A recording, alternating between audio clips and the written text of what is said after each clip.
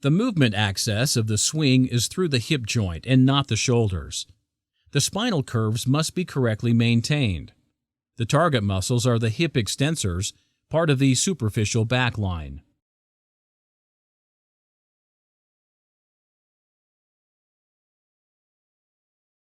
Common mistake: spinal flexion and not maintaining the spinal curves in a neutral position.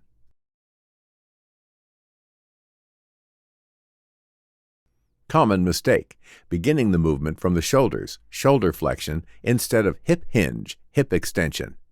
Extend your hips forward hard, drive your hips all the way through before your arm pops off your ribs.